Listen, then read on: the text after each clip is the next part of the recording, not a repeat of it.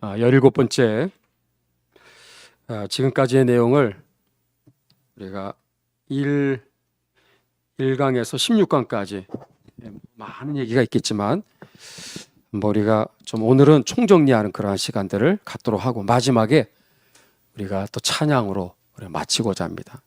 사실 아까 불렀던 그 세 곡의 찬양은 다 한 분이 작사한 찬송입니다. 아이작 와츠라고 하는 우리가 지금까지 16주 1강에서 16강까지 많은 얘기가 있겠지만 우리가 좀 오늘은 총정리하는 그러한 시간들을 갖도록 하고 마지막에 우리가 또 찬양으로 마치고자 합니다. 사실 아까 불렀던 그 세 곡의 찬양은 다 한 분이 작사한 찬송입니다. 아이작 와츠라고 하는 우리가 지금까지 16주 4개월에 걸쳐서 듣고 배웠던 이 이야기를 그냥 앉아서 우리처럼 듣고 배운 것이 아니라 실제로 그러한 역사에 또 현장에 계셨고 또 이분도 청교도로 또 많은 핍박 속에서 또 이러한 찬송의 아주 가사들을 이제 작사하게 되었습니다. 그래서 우리 아이작 와츠 목사님이 750곡의 찬송 가사를 작사하신 분이에요. 영국 찬송가의 아버지라고 합니다. 그 영국 찬송가의 아버지 아이작 와츠가 어디서 뚝 떨어진 게 아니라 바로 이러한 잉글랜드와 이 스코틀랜드의 이러한 교회 핍박과 환란 속에서 이러한 이제 신앙의 고백을 이제 하게 된 것이 우리가 이렇게 지금 부르고 있는 찬송으로 우리가 널리 알려지게 되었죠. 잉글랜드와 스코틀랜드 교회사 오늘 대단원의 오늘 마지막 시간이 되겠습니다. 우리 신명기 31장 19절 말씀 시작. 그러므로 이제 너희는 이 노래를 써서 이스라엘 자손에게 가르쳐서 그 입으로 부르게 하여 이 노래로 나를 위하여 이스라엘 자손에게 증거가 되게 하라. 아멘. 이 내용은 일단 마지막 결론에 함께 제가 다시 한번 언급하고 마치도록 하겠습니다. 우리 앞뒤자 한번 인사하겠습니다. 그동안 수고 많으셨습니다. 그동안 수고 많으셨습니다. 승리했습니다. 하나님께서 저와 여러분들에게 계속해서 이 과정이 끝나고 마친다 할지라도 우리가 듣고 배웠던 이 청교도들과 언약도들의 그 신앙을 잘 이어가는 여러분 새로운 출발점이 되기를 축복합니다. 지금까지 우리가 4달을 우리 함께 이 귀한 시간을 가졌습니다. 오늘 그 16번에 우리가 함께 나누었던 말씀들을 총 정리를 하도록 하겠습니다. 어떻게 하나 여러분들 걱정할 수 있는데 아주 핵심적인 것만 우리가 함께 그렇게 한번 짚고 넘어가도록 하겠습니다. 제일 첫 번째 우리가 어떤 내용을 우리가 여러분이 들었냐면 성경 진리의 눈을 뜨게 해준 성경의 사람들입니다. 여러분들 아까 우리 타이틀을 보세요. 다시 한번. 잉글랜드와 스코틀랜드, 지금은 영국이라고 지금은 우리가 부르는 UK라고도 부르죠. 유나이티드 킹덤. 그런 영국이라는 나라가 이제 잉글랜드와 스코틀랜드로 이렇게 우리가 갈라져서 그렇게 해서 교회 개혁의 역사가 진행이 되었다 하는 것을 꼭 기억하시고 용어가 영국이 아닙니다. 잉글랜드라고 해야 정확해요. 그 다음에 스코틀랜드. 그게 나중에 이제 지금 우리가 영국으로 지금 합쳐졌다라고 보시면 되겠습니다. 이 우리 교회 개혁의 역사가 1384년부터 1688년까지입니다. 우리가 지금까지 4달 동안 함께 봤던 이 교회사의 범위가 304년의 역사를 함께 본 거예요. 와, 우리 진짜 아주 간단하게 끝낸 겁니다, 지금. 304년의 역사를 불과 16분 만에 끝냈으니까 정말 여러분들 대단히 정말 큰일 하신 거예요. 이 자리를 지켜주신 거, 여러분이 이 자리에 있으니까 저도 함께 나눌 수 있는 것이지. 그러니까 참 제가 아까 기도하면서도 하나님께 감사하고 또 이게 하늘교회 식구들에게도 감사하고 또 이 자리에 오신 또 하늘교회가 아니지만 정말 진리를 사모하는 또 이러한 교회 역사를 알기를 원하는 분들 이렇게 오셔서 함께 해주셔서 너무나 감사합니다. 자, 오늘 이 시간에는 이 304년의 역사에 대해서 우리가 한번 축약해서 요약합니다. 자, 첫 번째 교회 개혁의 샛별이라고 하는 이제 2사람이 등장하게 됩니다. 위클리프와 또 누구? 윌리엄 틴데일. 위클리프, 라틴어 성경을 최초로 영어로 번역한 너무나 귀한 분입니다. 라틴어 성경이 중세 1000년 이상을 쫙 지배했어요. 근데 문제는 뭐예요? 읽을 줄 모르는, 읽을 수가 없는 완전 외국어, 이방인의 그러한 말이나 마찬가지죠. 그래서 라틴어 성경은 읽을 수도 없고, 앞에서 사제가 아무리 얘기를 해도 무슨 말인지 들을 수가 없는 외계어나 마찬가지예요. 이 라틴어 성경을 영어로 번역한 분이 누구냐면 존 위클리프입니다. 1384년. 또 이를 따르는, 위클리프를 따르는 그의 제자를 뭐라고 그러죠? 롤라드라고 말하는, 롤라드. 궁시렁궁시렁 된다 그러죠? 궁시렁. 아주 이거는 비아냥거리는 조롱의 말투로 그렇게 로마 카톨릭에서 만든 말이 롤라드입니다. 근데 이게 이들의 이제 정말 명칭이 된 거죠. 입만 열리면 카톨릭에 대해서 계속해서 비판하고, 화채설이니 또 면벌부니 또 마리아 숭배 사상이니 또 성물 또 성인 숭배라든지 뭐 연옥이라든지 이런 것에서 막 돌아다니면서 자꾸 비판하니까 궁시렁궁시렁 되는 자다. 그래서 롤라드라는 말이 네덜란드어거든요. 그래서 이들의 고유명사가 된 겁니다.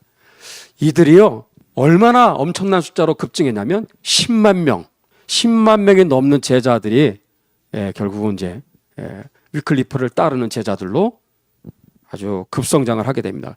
그들 중에 상당수가 어디를 향해 들어가게 되냐면 이제 스코틀랜드 북쪽에 있는 스코틀랜드 지역에까지 들어가서 카톨릭의 잘못된 점들을 막 거기에 있는 사람들한테 알리고, 그리고 이신층이 오직 예수님을 믿음으로 말미암아 구원받는 이 복음에 대한 핵심 진리를 가는 곳곳마다 이제 전파하게 되는 것이죠. 이번에 영국의 런던을 가게 되면 런던의 우리 집회 장소 바로 근처에 뭐가 있냐면 바로 요 램버스 궁전이 있습니다. 이 궁전이 영국 런던에서 가장 오래된 궁전입니다. 딱 눈에 봐도 좀 오래돼 보이죠? 가게 되면 빨간 벽돌 건물이 있을 겁니다. 근데 이 건물 옆에 오른쪽에 건물을 우리는 꼭 한번 보고 와야 돼요. 저기가 롤라드인들을 투옥시켰던, 수감했던 바로 감옥입니다. 실제 그 건물이에요. 지금도 그대로입니다. 오른쪽에 노란 건물을 우리는 꼭 보고 와야 됩니다. 자, 윌리엄 틴데일, 헬라어 신약 성경을 영어로 번역한 분입니다. 위클리프는 라틴어를 이제 번역된 라틴어를 영어로 이거를 번역했다면, 윌리엄 틴데일은 원래 헬라어 신약 원어 성경을 영어로 번역한 거예요. 헬라어의 천재였거든요. 그러니까 벌써 다른 거예요. 이게 수준이 다른 거죠. 그래서 윌리엄 틴데일을 영어 성경의 아버지다 이렇게 부르는 이유가, 진정한 성경 번역은 원어를 가지고 번역을 해야 정확하게 그게 전달이 될 수 있기 때문에 그 일을 바로 윌리엄 틴데일이 하게 된 거죠. 결국은 이제 화형당합니다. 화형당할 때 마지막 외침이 뭐예요? 주여 영국왕 헨리 8세의 눈을 열어 주옵소서. 그리고 그 기도가 2년 후에 응답이 됩니다. 헨리 8세, 그렇게 성경 있는 거를 그렇게 핍박했던 이 왕이 2년 뒤가 되었을 때 성경 번역과 성경 읽기를 합법화하는 법령을 선포하게 됩니다. 그러면서 서서히 이제 잉글랜드와 스코틀랜드의 교회 개혁의 역사가 이제 서서히 시작되어지는 그 발판 역할을 위클리프와 롤라드, 그들의 활약과 그 다음에 윌리엄 틴델의 성경 번역과 성경 보급의 노력 덕분에 우리가 말하는 종교 개혁의 역사가 찾아오게 된 거예요. 자, 두 번째 우리가 봤던 것은 목숨을 건 잉글랜드 교회 개혁의 역사입니다. 잉글랜드 교회 개혁 역사는 헨리 8세, 이 바람둥이, 세계에 바로 이 바람둥이를 알려줬던 헨리 8세로부터 시작되는데, 헨리 8세는 원래 카톨릭 신자입니다. 이 사람의 근본 바탕은 아주 뿌리 깊은 골수 카톨릭 신자예요. 그래서 뭐 국교회로 이렇게 전환을 했다가 그래 놓고도 나중에 성경 읽기, 성경 보급을 허용을 했다가 또 이거를 이제 또 계속 이제 또 나중에 이거를 금지하고 또 로마 카톨릭으로 복귀를 하는 이제 그런 또 정책을 또 펴나가죠. 그래서 막 이랬다 저랬다 하는 거죠. 보니까. 그래서 성경 읽기와 보급을 다 허용을 했다가 이듬해인 1539년에는 로마 카톨릭 교리로 알려진 육개조 교리를 제정합니다. 이제 우리는 로마 카톨릭으로 가겠다. 그렇게 해서 정책을 바꿔요 또. 그리고 1543년에는 더 세게 로마 카톨릭으로의 복귀를 이제 명령하게 되죠. 역사가 거꾸로 이제 돌아가게 되는 거죠. 그리고 그는 1547년에 세상을 떠납니다. 그리고 에드워드 6세, 어린 에드워드 6세, 9살짜리 그 아들이 이제 왕이 되는 거예요. 그래서 딱 6년을 통치하고 15살의 나이에 에드워드 6세가 세상을 떠납니다. 그 짧은 6년 동안 에드워드 6세는 마치 요시아 왕과 같이 정말 이 잉글랜드를 이제 개혁을 하는데 큰 업적을 세우죠. 다만 실행이 안 돼서 너무 안타깝게 그냥 미완성으로 이제 끝나게 되지만 그의 노력은 정말 대단한 거예요. 성찬식도 이종배찬, 빵과 포도주를 다 나눠주는 것을 이종배찬이라고 합니다. 근데 로마 카톨릭은 빵만 나눠줘요. 포도주는 절대 안 나눠줍니다. 요즘에 가끔 나눠주는 경우도 있다고 하는데 원래 카톨릭의 오래된 전통은 빵만 나눠주게 돼 있어요. 잘못된 거죠. 미사와 또 중세 예복을 굉장히 중요시했던 그 전통도 에드워드 6세가 다 폐지를 합니다. 성직자들, 목회자들이죠. 혼인을 다 허용합니다. 결혼도 못하게 했어요. 근데 혼인을 허용하게 되죠. 그래서 한 2,000명 정도의 성직자들이, 목회자들이 결혼을 하게 되는 그런 이제 일이 에드워드 6세가 왕이 되자마자 성직자들이 너도 나도 막 결혼을 하는 붐이 일어나는 거죠. 사제라는 용어 대신에 미니스터, 오늘날의 목사라는 용어가 등장한 게 바로 이 에드워드 6세 때 이 용어가 이제 불려지게 된 겁니다. 그리고 개신교의 신앙고백서의 정체성을 담은 42개조 신앙고백서를 작성하게 됩니다. 당대 참 하나님이 쓰셨던 토마스 크랜머, 오른쪽에 밑에 있는 저분입니다. 저분이 이 신앙고백서를 작성하게 된 거예요. 그러나 너무 일찍 세상 떠나는 바람에 결국은 하나도 실행에 옮기지 못하고 그냥 불발로 그치게 되죠. 그 뒤를 이어서 피에 메리가 여왕이 됩니다. 그리고 로마 카톨릭으로의 복귀를 선언하고 잉글랜드에 있는 개신교 신자들 283명을 5년에 걸쳐서 화형으로 전부 다 처형을 합니다. 그리고 5년 뒤에 하나님의 심판을 받아 메리 여왕은 사망을 하게 되죠. 험난한 역사입니다. 그러면서 우리가 세 번째 국가의 명운을 가르는 잉글랜드 체제 전쟁에 대해서 우리가 봤는데 잉글랜드 역사의 아주 중요한 순간입니다. 엘리자베스 왕이 메리 여왕의 뒤를 이어서 왕이 되면서 다시 개신교로 나라를 이제 복귀를 선언하는 정책을 펴나갑니다. 그러니까 로마 카톨릭의 우두머리였던 교황이 비오 5세인데 저 사람이 비오 5세가 이거 안 되겠다 해서 잉글랜드의 그 개신교 그 정책으로 끌고 나가려고 했었던 이 엘리자베스 여왕에 대해서 파문을 선언하죠. 왕위를 또 박탈하노라 하면서 선언을 해요. 물론 실효성은 없었으나 1570년에 그런 일이 있었어요. 그 다음에 1572년에 개신교 이단의 괴수다 이렇게 선언을 해요. 너는 이제부터 우리가 제거하겠다. 이제 그런 선언이나 마찬가지. 그래서 제수이트, 예수회죠. 예수회가 사실 요 교회 개혁이 한참 진행될 때 창설이 됐어요. 왜? 개신교 신자들을 다시 로마 카톨릭으로 다시 끌고 들어오기 위해서, 개종시키기 위해서, 다시금 그들을 재개종시키기 위해서 만든 전위부대가 카톨릭의 전위부대입니다. 제수이트, 예수회인데 이 제수이트를 잉글랜드에 몰래 침투를 시켜서 엘리자베스 여왕을 제거하려는 시도를 해요. 암살 시도를 몇 번 하느냐? 25번 합니다. 25번 암살을 시도했는데 다 실패한 거예요. 하나 더 성공했으면 그냥 죽는 거죠. 그렇게 무시무시한 단체입니다. 로마 카톨릭이, 제수이트가. 다 실패하죠. 그래서 보다 못한 엘리자베스가 제수이트 추방법을 통과시킵니다.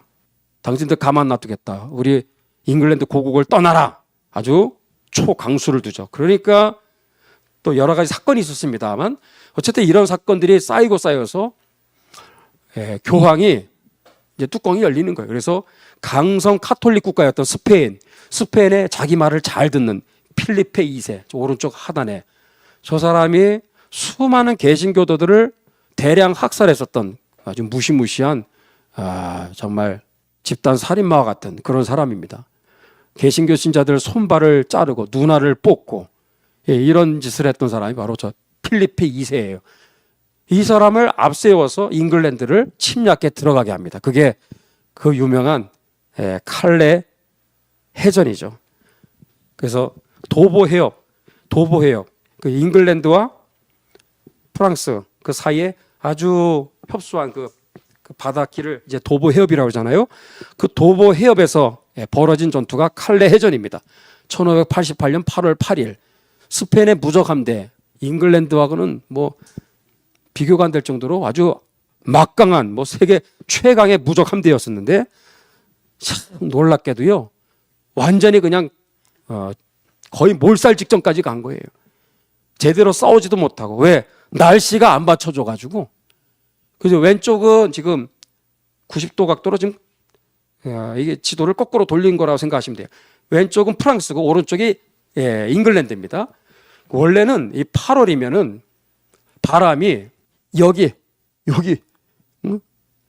프랑스에서 잉글랜드 쪽으로 보통 바람이 이렇게 북풍이 불게 돼 있는데 하필 이때 칼레전 때는 남풍이 강력하게 불기 시작하더니 그래서 그 남풍의 덕을 봐서 화공 전술이 아주 효과를 본 거예요.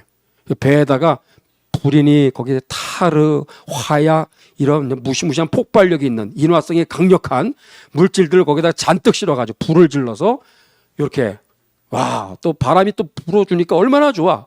그래서 북쪽에서 남쪽으로 바람이 세게 막 불어주니까 때는 이때다고 막 이거를 화공선을 그쪽으로 밀기만 하면 돼. 그러면 알아서 가서 그냥 이렇게 속수무책으로 다 불이 번져가게 되는 거예요. 그래서 손도 못 쓰고 엄청난 피해를 입게 됩니다. 130척 중에 거의 70여 척이 완전히 침몰하고 대파하고 거의 절반 이상이 완전히 참패를 겪게 된 거죠. 수많은 또 무적 함대에 그 베테랑 군인들이 또 해상에서 몰살당하고 그래서 거의 참패를 겪으면서 결국은 퇴각하여서 전쟁은 완벽한 잉글랜드의 승리로 끝나게 됩니다.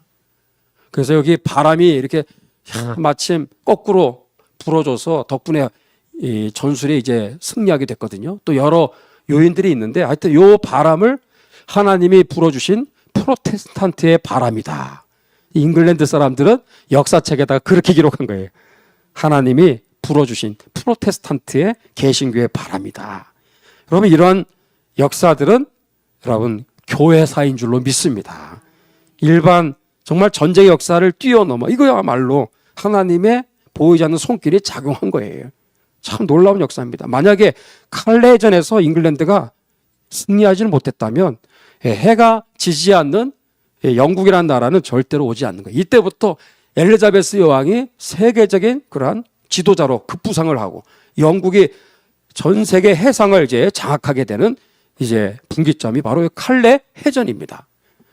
이 승리의 역사는 이것은 하나님이 보이지 않는 정말 이 전쟁 가운데서 잉글랜드에게 승리를 주신 것인데 그 이유는 무엇이냐면 이 해전에서 만약에 잉글랜드가 참패를 했다면 이건 체제전쟁의 목적으로 침략해 들어온 것이기 때문에 그래서 여기 도보해협에서 대기하고 있었던 막강한 또 스페인의 육군들이 기다리고 있었어요. 그들과 합류해서 그들을 잉글랜드에다가 상륙작전을 해가지고 완전히 그냥 다 쓸어버리려고 했었는데 이게 서로 손발도 안 맞고 바람은 바람대로 거꾸로 불지를 않나 손발이 안 맞고 막 그래서 그리고 막 여기 함대 또 사령관은 또 경험이 없는 사람이 또 발탁이 됐는데 이 사람의 최약점은 멀미를 너무 심하게 하는 사람이에요. 배를 제대로 타본 경험이 없는 데다가 저같이 저는 섬사람이니까 나는 웬만해서는 이렇게 배멀미 잘 안 하거든요. 배멀미를 안 하는 사람이 사령관이 되든 수병이 되든 그래야 되는데 그냥 타자마자 막 멀미를 하고 막 그러니 막 누워가지고 나올 생각도 안 하고, 그러니 무슨 전쟁이 되겠어요. 그러니까 모든 상황들이 악재로 작용하게 된 거예요. 그래서 이 칼레 해전 정말 유명한 해전입니다. 그래서 체제 전쟁에서, 진리 전쟁에서 자, 잉글랜드가 승리하게 되는 아주 중요한 그런 역사였습니다. 그 다음에 우리 네 번째, 청교도 운동의 기원과 언약 사상의 유산. 아주 참 중요한 내용이죠. 이것도 엘리자베스 여왕이 칼레전에서 승리한 것까지는 참 좋았어. 근데 이 엘리자베스 여왕의 한계입니다. 로마 카톨릭의 5년 동안 자기 언니였던 메리, 피의 메리, 그 무시무시한 그 메리가 공포 정치를 통해서 정말 300여 명을 그냥 화형을 시키지 않나, 뭐 개신교에 대해서 엄청난 탄압을 했잖아요. 그 자기가 왕이 됐단 말이죠. 그럼 어떻게 이 나라를 끌고 가야 될까요? 가만히 보니까 잉글랜드는 거의 압도적인 다수가 친 로마 카톨릭 성향의 백성들이에요. 전부 다. 거의 대부분이. 메리 왕이 또 그렇게 5년 통치하면서 다 그렇게 로마 카톨릭에 익숙하게 순응하는 그러한 분위기를 다 만들어 놓은 거예요. 그러니까 갑자기 로마 카톨릭 성향의 그러한 잉글랜드가 개신교 국가로 갑자기 갈 수가 없겠구나 해서 생각을 해서 비아메디아, 이 중도 정책으로 가게 된 거예요. 이게 패착이었던 거죠, 사실은.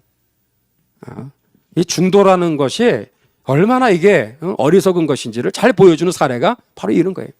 이것도 저것도 아닌 중도 노선으로 간 겁니다, 이게.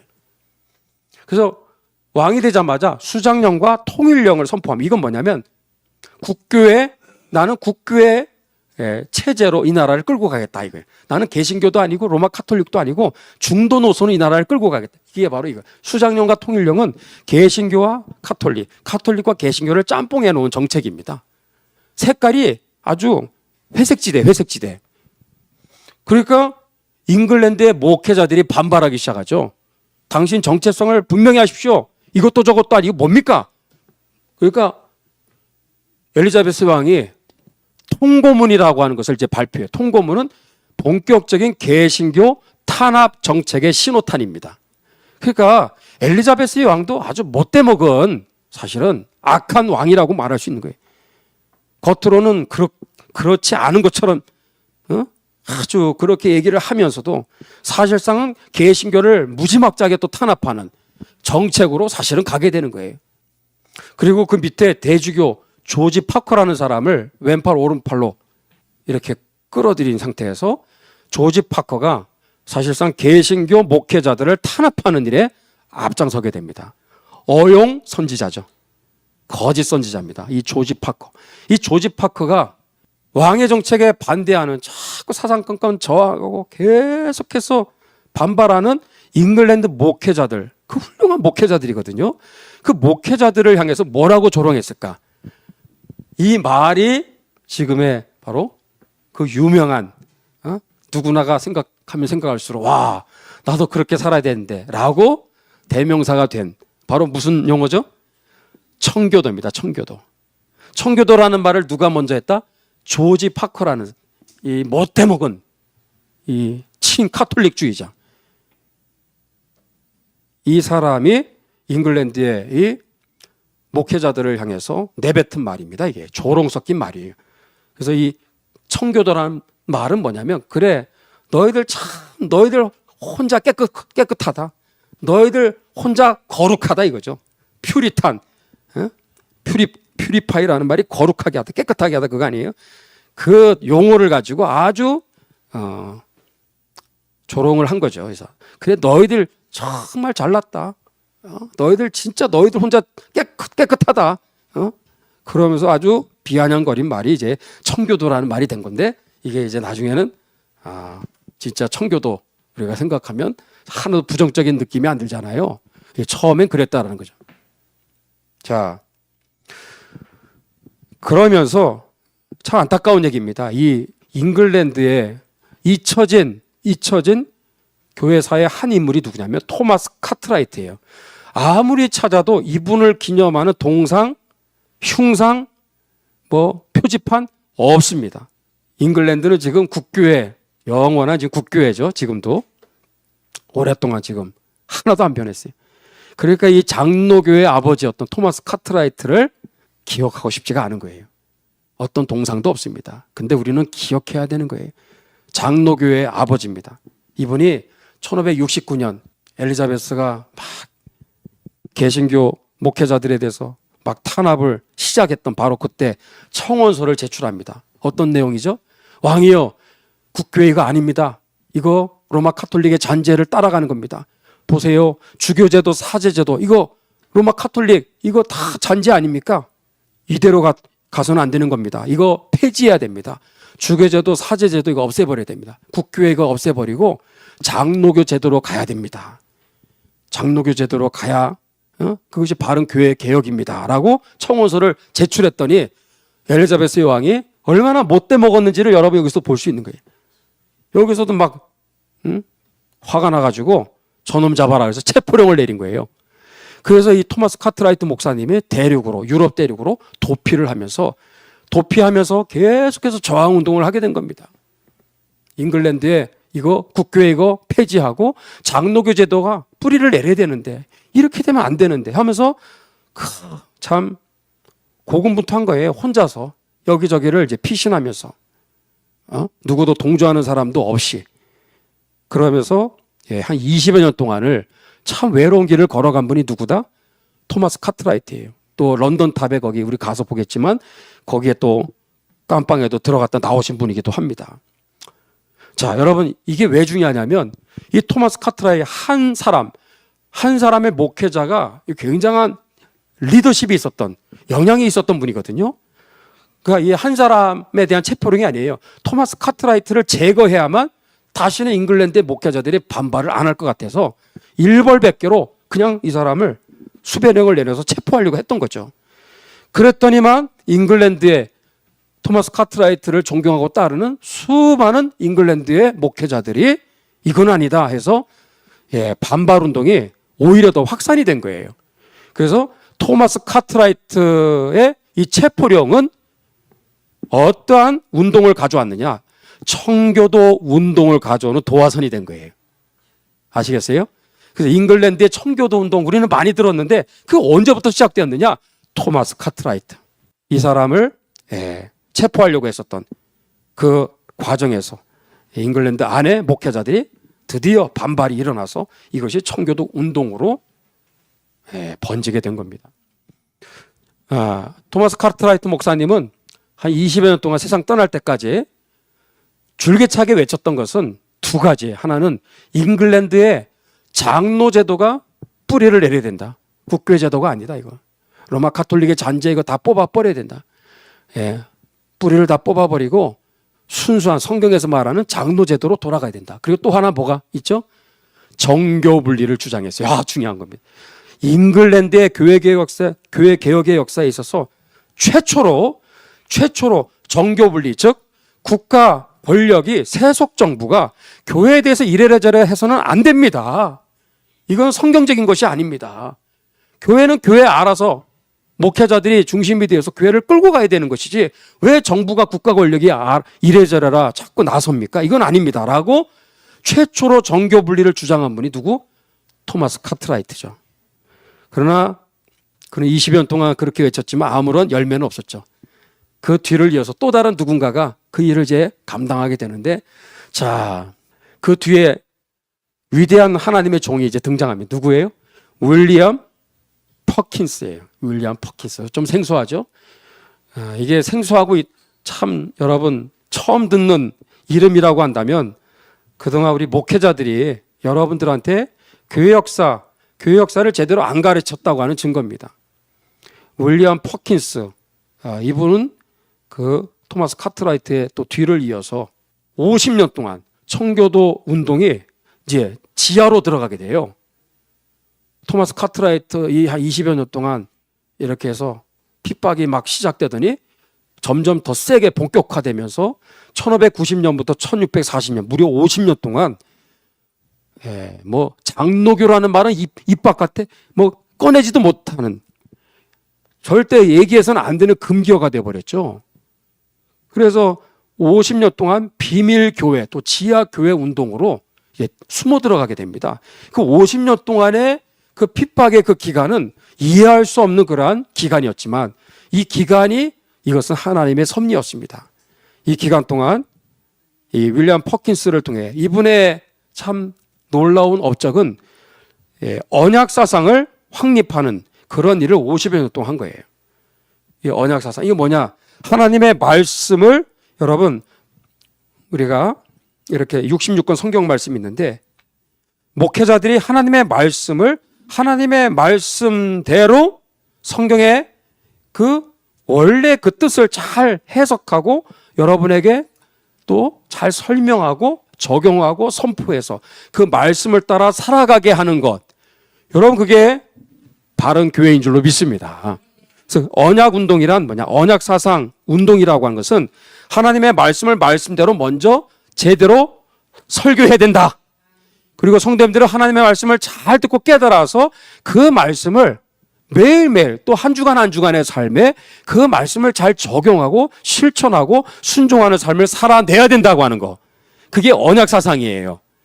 그러니까 청교도가 가는 곳곳마다 그 나라는 선진국가가 될 수밖에 없는 거예요. 이게 굉장히 중요해요. 이것은 근대 문명의 사실은 그 번영과 발전을 가져온 또 뿌리기도 하겠죠.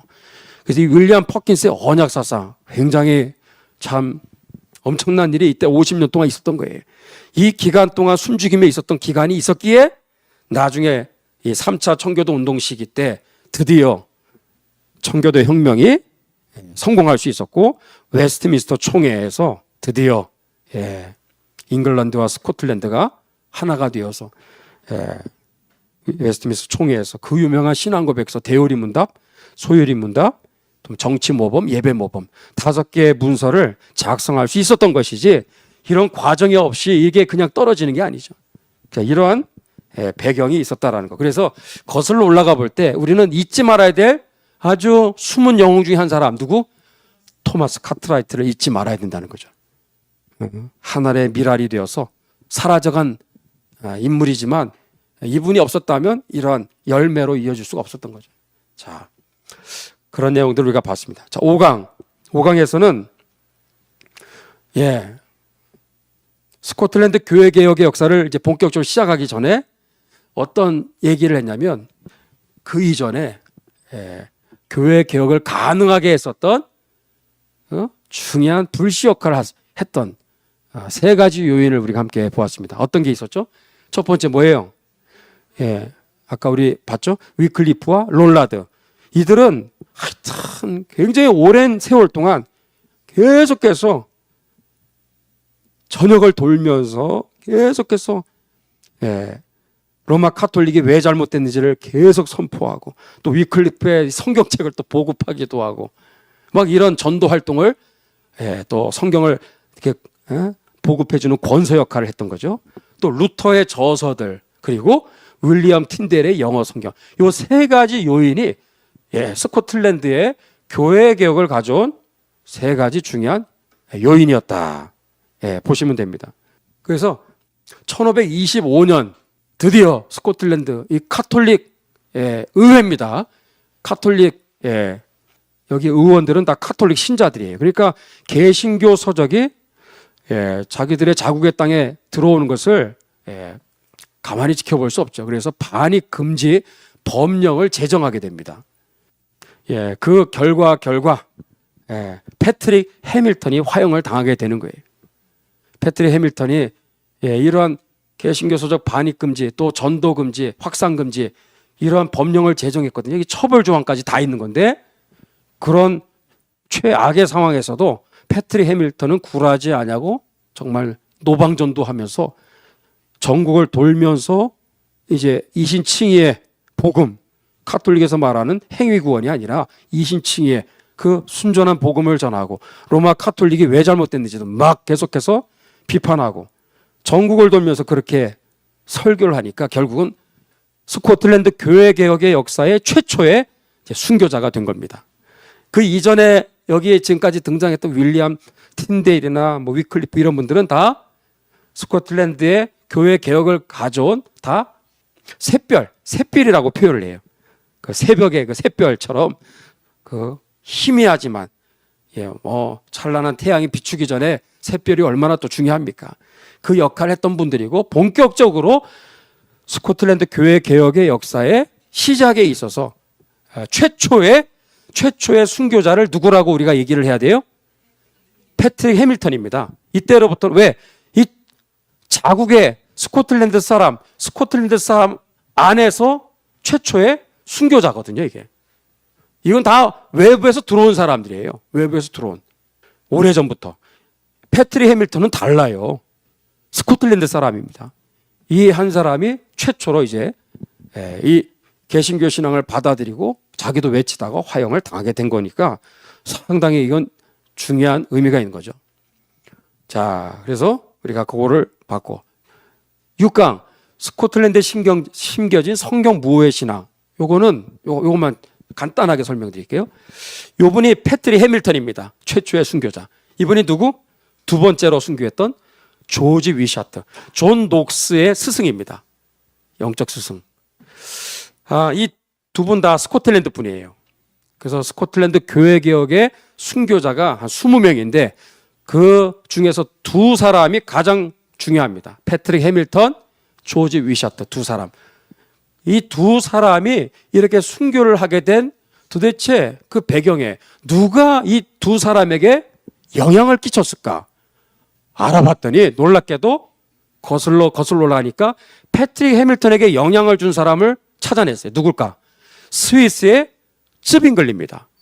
그 다음에 조지 위샤트, 거슬러 올라가. 이분은 아예 하이니 블링거 집에 가서 사택에서 1년을 같이 밥도 같이 먹고 같이 거기서 기거하면서 1년 동안 깊은 그러한 신앙의 교제를 가졌던 그런 경험이 있는 거예요.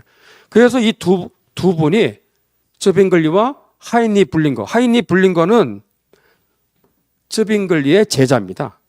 츠빙글리 제자. 제가 스위스 가서 다 그 현장들을 자세히 다 돌아봤어요. 그러니까 지금 이렇게 얘기하면 막 생각이 많이 나죠. 근데 공통점이 뭐냐면 츠빙글리나 하이니 블링거의 공통점이 뭐냐면 성경 무오의 신앙을 가졌다라는 거예요. 두 분 다. 여러분 성경이 66권이 1.1획도 오류가 없는 글자 하나 토시 하나하나도 성령의 감화감동으로 기록됐다고 하는 것을 믿어야 그게 개혁교회 신자예요. 응? 마틴 루터는 성경 무오를 믿지 않았습니다. 마틴 루터는요 모세오경도 다 믿지 않았어요. 어떤 거는 인간의 글이라고 생각했다고 막 주장한 사람이에요. 야고보서도 지푸라기 서신이라고 그랬고 요한계시록에는 예수 그리스도를 찾아볼 수 없다고 그러고 막 말도 안 되는 얘기를 많이 했거든요.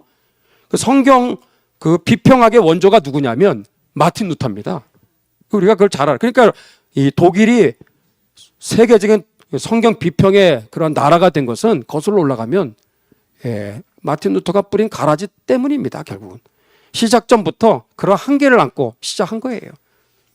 근데 이 개혁교회의 아버지라고 하는 츠빙글리와 하이니 블링거, 이게 진정한 우리 하늘교회는 우리의 뿌리는 마틴 루터가 아닙니다. 우리는 츠빙글리와 하이니 블링거, 또 요한 칼빈, 이런 분들이 우리 개혁교회의 시작을 알리는 굉장히 중요한 분들이거든요. 다 공통점이 뭐다? 성경 무오의 신앙을 가졌어요. 우리가 이렇게 16, 17주까지 왔는데 도대체 이따도 이제 결론을 맺겠지만 우리가 도대체 4개월, 5개월 동안 뭐 하자고 우리가 이런 모임을 시작했을까? 이런 교회에서 컨퍼런스를 왜 우리가 다 바쁜데 왜 이런 시간들 우리가 가져야만 했을까? 여기에 잉글랜드와 우리 스코틀랜드 이 믿음의 선진들이 우리에게 물려준 신앙의 유산이 무엇이냐면 세 가지예요. 따라해 볼까요? 순교신앙, 그 다음에 저항신앙, 그 다음에 섭리신앙. 따로 설명 안 합니다. 이 세 가지, 순교신앙, 저항신앙, 섭리신앙. 이 세 가지가 여기에 잉글랜드, 스코틀랜드, 특히 스코틀랜드에서 두드러지게 나타나는데 2000년 교회 역사에 아주 금자탑입니다. 아주 최고봉이야, 최고봉. 2000년 역사에 정말 눈에 두드러질 정도로 아주 정말 대단한 정말 그 믿음의 그 길을 걸어갔던 분들인데 그 세 가지 순교신앙, 저항신앙, 섭리신앙을 가질 수 있었던 그 뿌리는 무엇일까? 성경 무오의 신앙이 있었기 때문에 그래요. 성경 무오의 신앙이 있는 자만이 순교신앙도 가질 수가 있습니다. 성경 무오의 신앙이 있어야 여러분 저항도 할 수 있는 거예요. 교회에 대해서 막 이래라 저래라 뭐 예배 뭐 몇 명 드려라 말아라 그럴 때 여러분, 순응하고 저항을 안 하는 것은 그건 개혁교회가 아니거든요. 그 개혁교회인지 아닌지는요, 교회와 국가의 관계에서 딱 선택과 결정을 보면은 거기서 나타나게 돼 있어요. 이게 굉장히 우리에게 주는 시사하는 바가 크죠. 자, 섭리신앙도 마찬가지. 다 뭐예요? 성경 무오의 신앙에서 나오는 열매인 줄로 믿습니다. 그래서 이 뿌리를 그래서 우리가 지난번에 제 6강에서 1시간 거의 한 20분 정도 나누었던 기억이 납니다. 자, 7번째 뭐죠? 한번 시작. 체제전쟁의 패배와 교회 탄압의 시작. 여기 보니까 잉글랜드 헨리 8세가 수장령, 수장령은 쉽게 하면 짐이 잉글랜드 국가와 교회의 머리다. 교회까지도 내가 머리다. 이렇게 선언한 게 수장령입니다. 아주 교만한 거죠. 이거는 탈카톨릭 선언이에요. 교황이 교회와 국가의 이제 머리가 아니라 이제 내가 머리 꼭대기에 있다 이거죠. 교황과는 우리가 이제 결별을 하면서 우리는 국교회로 이제는 따로 갈 것이다. 그러면서 탈카톨릭 이제 노선으로 선언한 것이 이제 수장령입니다. 그래 놓고 스코틀랜드의 왕이 이제 이 제임스 5세거든요. 이 헨리 8세의 조카야, 조카. 친척이거든요. 그 조카 보고, 야, 조카, 제임스 5세, 우리가 수장령 선포했으니까 너도 우리랑 똑같이 탈카톨릭 노선으로 너희들도 선언해. 그리고 같이 탈카톨릭 노선으로 손잡고 같이 가자. 근데 우리 생각에는 같이 갈 것 같은데 오히려 거꾸로 갑니다. 왜냐하면 헨리 8세가 너무너무 미워 죽는 거예요. 아주 앙숙지간이야, 앙숙지간. 그런 배경이 있어요. 이 제임스 5세, 제임스 5세 아버지 제임스 4세가 전쟁에 나갔다가 헨리 8세 때문에 죽었거든. 막 서로 싸워가지고. 이게 앙숙지간입니다. 이게 스코틀랜드와 잉글랜드가. 툭 하면 막 서로 막 싸우고 막 그래서 사이가 거의 좋았던 적이 별로 없어요. 그러니까 아주 그냥 불편한 사이였죠. 그러니까 수장령 했으니까 너도 따라와. 콧방귀 끼는 거죠. 무슨 소리 하냐고. 나는 당신하고 안 갈 거야. 그래서 어떻게 해요? 아주 강성 카톨릭 국가였던 프랑스 여인 기즈메리라는 여인과 결혼을 하게 됩니다. 제임스 5세가. 그래서 친카톨릭 노선으로 이제 거꾸로 이제 배를 타고 가는 거예요. 잉글랜드는 탈카톨릭 노선으로 완벽하지는 않지만 국교회로 이렇게 해서 새로운 길을 향해 지금 나아가고 있는데 스코틀랜드는 여전히 카톨릭의 그 그늘 안에 거기에서 벗어나지를 못하고 오히려 정략 결혼을 했는데 이 정략 결혼을 했기 때문에 안 그래도 약소국가 스코틀랜드는 이제 이 두 사이에서 자식이 나오게 되잖아요. 그러면 결국은 그 자식이 이 스코틀랜드를 통치하게 될 것이고 그러니까 점점 나라는 프랑스의 속국화가 되는 거예요. 불보듯 뻔한 겁니다. 자, 그러니까 완전히 역사의 시계바늘이 거꾸로 가고 있는 거죠. 그러니까 스코틀랜드는 친 카톨릭 노선으로 가면 갈수록 어떻게 될까? 그 스코틀랜드 안에 있는 개신교도들에 대한 탄압은 점점 극심해지겠죠. 그래서 제임스 5세와 프랑스의 그 기즈메리가 결혼하면서 스코틀랜드 내부 사정은 굉장히 험난한 교회 핍박이 시작됩니다. 그 배경에서 누가 순교해요? 바로 우리가 잘 알고 있는 위샤트, 조지 위샤트라고 하는 존 녹스를 회심하게 했던 존 녹스로 하여금 정말 복음을 깨닫고 예수님을 영접하여 거듭나게 했었던 그 영적인 아버지 스승이었던 이 위샤트가 화형을 당하게 되는 겁니다. 1546년 3월 1일입니다. 그런 일이 있었습니다. 그 다음에 8번째 우리가 개혁교회를 위한 진리의 나팔수 존 녹스에 대해서 배웠는데 존 녹스는 자기 스승 위샤트가 순교당하고 나서 이제 나라가 굉장히 큰 격변기에 이제 휩싸이게 됩니다. 그 와중에서 그 프랑스의 그 노예들이 노젓는 그 갤리선이라고 하죠. 그 갤리선에 거기에 또 노예로 붙잡혀 들어가면서부터 하여튼 험난한 이제 연단의 시기를 겪게 됩니다. 그래서 고국을 떠나서 한 14년 동안 타지에서 이루 말할 수 없는 이제 고난의 이제 길을 이제 걷게 됩니다. 그게 하나님의 뜻이었던 거죠. 그를 연단하셔서 정금같이 나오게 하시기 위해서 14년 동안을 존 녹스를 하나님은 준비케 하신 겁니다. 그게 바로 대표적으로 이거예요. 그 14년 중에서 아주 중요한 그 순간이 스위스 제네바에 저서 가서 봤는데 그 제네바에 가면 저기가 존 녹스가 한 3년 정도 4년 정도 목회를 했었던 바로 그 건물입니다. 여기에서 실제 목회를 하면서 예배 안내서라는 것을 이제 출판을 하죠. 이게 장차 스코틀랜드에서 교회 개혁을 할 때 교회 개혁이 그냥 뭐 의지와 열심 뭐 열정만 있다고 되는 게 아니라 교회 개혁을 위한 구체적인 준비가 마련이 돼야 되는 거거든요. 교회를 어떤 교회로 세울 것인가에 대한 그게 하나하나 준비했던 기간이 요 스위스 제네바에 있었던 시간이죠. 그 중에 하나가 예배 안내서입니다. 여기에 보니까 교회는 3대 표지가 있다. 교회가 교회인 3가지 중요한 기준이 있다는 거죠. 뭐냐? 교회 안에 설교가 제대로 지금 선포되고 있는가? 목사님이 하나님의 말씀으로 그 시대 앞에서 하나님의 말씀을 잘 해석하고 그리고 적용하고 성도들의 삶에 그 말씀을 그들이 잘 적용하고 또 순종하며 살아갈 수 있도록 하나님의 말씀이 제대로 지금 선포되고 있는가? 안 되고 있다면 그건 교회가 아니라는 거죠. 또 뭐가 있죠? 성찬식이 있는가? 그 다음에 권징, 말씀대로 살지 않는 성도들에 대해서 목회자들은 거기에 대해서 권징을 시행을 해야 된다. 부지런히 해야 된다. 이제 그 얘기예요. 권징이 있느냐 없느냐가요. 교회를 결정하는 거 아세요? 존 녹스는 이 권징의 중요성을 여기서 이제 눈을 뜨게 된 겁니다. 보통 100개 교회가 있으면 99개 교회? 아니야. 거의 100개 다 된다고 보시면 돼요. 권징은 지금 사라졌습니다. 권징이 되려면 일단 목회자도 준비가 돼야 되겠고 성도님들도 함께 준비가 돼야 됩니다. 그래서 하나님의 말씀을 따라 살아가지 않는 성도들이 있을 때 그것도 뭐 계속 반복될 때 목회자들은 주의 사랑과 그리고 긍휼히 여기는 마음으로 권면을 해야 돼요. 또는 이제 책망도 하고 그리고 어떤 때는 심지어는 이 당시에 했던 것처럼 뭐 수찬 정지를 한다든지 뭐 그럴 수도 있고요.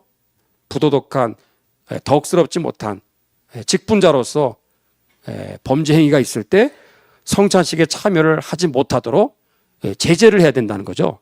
그것은 본인에게도 굉장히 큰 그것은요 경고가 되는 것이고 그리고 징계가 되는 거예요.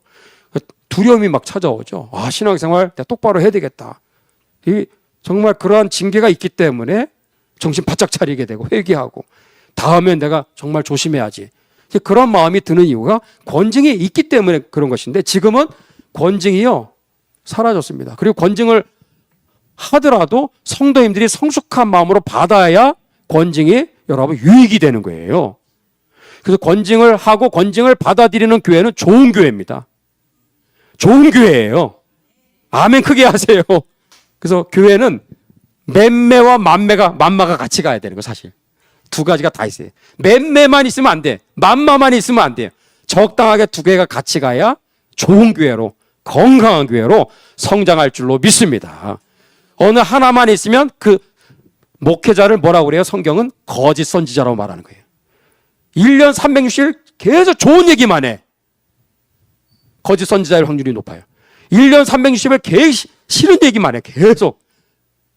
응? 계속 가지도 친 말, 부정적인 말하고 은혜도 하나도 안 되고 위로도 안 되고 그것도 문제가 있는 거야. 저는 설교하는 원칙은 성경 본문이 설교자를 지배하게 하라. 그겁니다. 인간이기 때문에 내가 하고 싶은 얘기가 있거든. 그게 싸움이야, 싸움. 근데 하나님의 뜻은 그거 얘기하면 안 돼. 너는 이 본문에서 벗어나지 마. 성경에서 본문에서 말하는 그 내용 안에서 그 말씀을 묵상하고 그리고 해석하고 적용하고 선포해야지 거기에다가 누룩을 섞지 말라는 거예요. 이거 얼마나 이게 어려운 일이에요. 출애굽기 우리가 지금 보고 있잖아요. 이런 또 금요일에 우리가 교리 설교하고 있고 그거는 뭐가 장점이냐면 제가 내 마음대로 할 수가 없어. 나는 순서대로 해야 되기 때문에 그 말씀의 그 틀 안에서 나는 벗어나서는 안 된다고 하는 그런 원칙을 가지고 하기 때문에 100%는 아니지만 여러분, 그렇기 때문에 강해 설교, 교리 설교는 할 수만 있으면 그렇게 해야 우리 성도님들에게도 큰 유익이 되는 줄로 믿습니다. 그래서 교회가 어떤 교회가 교회냐? 그냥 교회가 아니에요. 하나님 말씀이 바르게 선포되고 있느냐? 성찬 그리고 권징이 시행되고 있느냐? 여러분, 우리 하늘교회가 이런 교회가 되도록 기도해 주셔야 돼요. 그리고 권징도요, 때로는 필요한데 그럴 때 시험 들었다고 그것 때문에 교회 안 나오고 그러면 안 되거든요. 그래서 저도 마찬가지예요. 권징을 받아들이실 때 권징을 하는 거지, 내가 이 얘기했는데 아무것도 아닌 얘기가 또 시험 든다? 나 얘기 못해. 교회 떠나는데 그 받아들일 수 있는 것도요, 성숙입니다. 그런 교회로 만들어 가야 되는 거예요, 우리가. 아멘. 그런 교회가 그리스도 예수의 좋은 군사가 될 수 있어요. 일당 100, 일당 1000이 되는 줄로 믿습니다. 그런 교회로 정말 목회를 한 거예요. 여기서 잠깐 3년이었지만. 그래서 예배 중심은 하나님의 말씀의 선포가 되어야 된다. 모든 예배자가 말씀 선포에 앞서서 스스로 준비해야 된다. 그다음에 예배 중에 개인의 죄뿐만 아니라 나라를 위한 기도를 해야 된다. 그다음에 목회자의 기도와 축복으로 예배를 마친다. 나라를 위한 기도가 여기 있었네요. 그죠? 그다음에 설교 이후에, 예배 이후에 뭐예요? 나눔의 시간이 있는 거예요. 토론. 오늘 들은 그 말씀을 가지고 활발하게 서로 질문도 하고 서로 대답도 하고 서로 내 삶이 이렇게 나는 그대로 난 참 말씀 앞에 살지를 못했어. 난 참 오늘 말씀이 찔림이 되었어. 나에게 오늘 위로가 되었어. 어떤 내용이든지 그 말씀 안에서 함께 토론, 나눔의 시간이 활발하게 벌어졌다라는 거예요. 좋은 교회인 줄로 믿습니다. 이런 교회를 실제 목회를 했기 때문에 스코틀랜드에서 정말 교회 개혁을 완성할 수 있었던 거예요. 야, 하나님의 놀라운 섭리입니다, 이게. 9번째는 뭐냐? 존 녹스의 저항운동에 나타난 교회와 국가와의 관계. 예, 좀 빨리 지나갈게요. 존 녹스가 저항신앙이, 이 존 녹스가 그 저항신앙이 원조라고 말을 합니다. 예, 기독교의 우리 잃어버린 신앙의 유산 중에 하나가 저항신앙이에요. 저항신앙. 저항하는 신앙이 많이 지금 사라졌어요, 지금. 근데 진짜 교회 개혁을 우리가 알면 알수록 저항신앙이 사실 그 중심에 있거든요. 그 저항신앙이 어떻게 존 녹스에게 그것이 시작되었는가? 누가 그에게 그러한 자극을 줬을까요? 누가 영향을 줬을까? 알아봤더니 스위스의 하이니 블링거를 찾아가서 그와의 만남을 통해서 저항신앙이 성경적인 것이다 하는 것을 확신을 갖게 된 거예요. 그래서 하나님을 대적하는 통치자에게 복종해서는 안 됩니다 라고 하이니 블링거 목사님이 얘기했거든요. 여기에 큰 확신을 가지게 된 거예요. 그러나 이 경우 우리 자신과 생명과 재산을 위험에 노출시켜야 합니다. 이런 각오가 또한 되어 있어야 된다는 거죠. 그래서 해외 망명 중에 있으면서 존 녹스가 했던 것은 서신을 보내면서 편지를 보내는 방식으로 저항운동을 한 거예요. 그래서 저 못돼 먹은 저 기즈메리에게도 편지를 보내고 또 피에 메리에게도 편지를 보내고 그리고 잉글랜드에 특히나 중도 노선으로 가고 있는 이거는 뭐 개신교도 아니고 카톨릭도 아니고 나는 중도야 중도 좌도 우도 아니고 난 중도야 라고 말하는 국교의 목회자들에 대해서 따끔한 책망을 하는 편지가 바로 이겁니다. 그래서 메리 왕을 지지하는 누구? 메리 왕의 빌 붙어가지고 자기들은 복음주의자라고 말하고 자기들은 개신교 목회자라고 떠벌리면서 또 메리 왕을 지지하는 아주 이러한 변절자들이 나타난 거예요. 존 녹스는 정말 눈 뜨고 볼 수 없었던 거예요.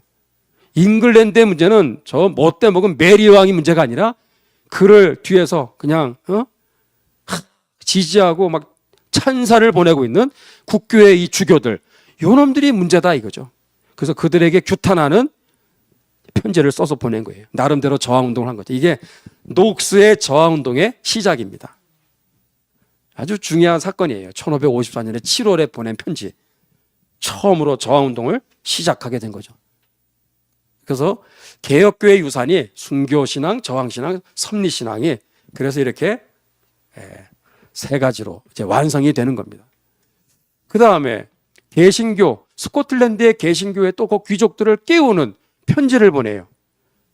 엄청난 계몽운동이 일어납니다. 이 편지 때문에. 그래서 스코틀랜드에 잠자고 있었던, 그리고 막 주눅 들어가지고 어쩔 줄 몰랐던 이 귀족들이 힘을 얻는 거예요. 용기를 얻고 밴드를 결성하죠. 결사 모임을. 그래서 이제 하나의 조직과 단체를 결성하게 되는 거예요. 이게 스코틀랜드 교회 개혁이 성공할 수 있었던 중요한 요인 중에 하나예요. 어떤 일을 하려면 여러분 혼자 하면 역시 안 됩니다. 거기에는 조직과 그리고 연합이 이루어져야 되는 거예요. 서로 힘을 합쳐야 되는 거죠. 그게 바로 이제 밴드, 개신교도의 귀족들이 결사 모임을 결성한 게 훗날 존 녹스가 귀국하고 나서 교회 개혁을 이제 추진해 나갈 때 저들이 굉장히 큰 후원자 역할을 하게 된 거예요. 저는 이 교회사 컨퍼런스도 마찬가지라고 생각해요. 이것이 그냥 일회성으로 끝날 수도 있어요. 근데 하기 나름입니다. 이 모임을 통해서 야 이대로 끝나지 말고 한번 이 모임을 한번 지속 반복적으로 한번 해보자 라고 여러분들이 마음이 모아지고 뜻이 모아지고 그렇게 해서 이 안에서 자발적으로 야 이렇게 외부에서 오는데 나는 매주마다 오시는 분들 밥도 안 먹고 오는데 내가 여기 과자라도 좀 올려놓겠습니다. 음료수라도 올려놓겠습니다. 나는 여기에 뭐라도 하겠습니다. 이런 마음들이 모아지면요 이게 하나의 밴드가 되는 거예요. 아멘도 안 하시네. 나 사실 이게 오늘 끝난 게 아니라 앞으로 더 해야 될 게 더 남아있는데 그냥 미완소로 끝나는 거거든요. 근데 혼자 하는 게 아니에요. 여러분들도 같이 해서 박수도 서로 손을 같이 이게 맞장구를 쳐줘야 소리가 나는 것처럼 똑같은 거예요. 뭔 일을 하더라도. 그러니까 존 녹스 혼자서 잘나서 한 게 아니라 귀족들의 이러한 후원이 있었어요. 같이 으쌰으쌰 하면서. 그리고 카톨릭 사제들이 집단적으로 개신교로 또 개종을 해요. 이 저하운동을 했던 바로 그 시점에. 이게 다 맞물려서 스코틀랜드 교회 개혁이 완성이 되게 된 거죠.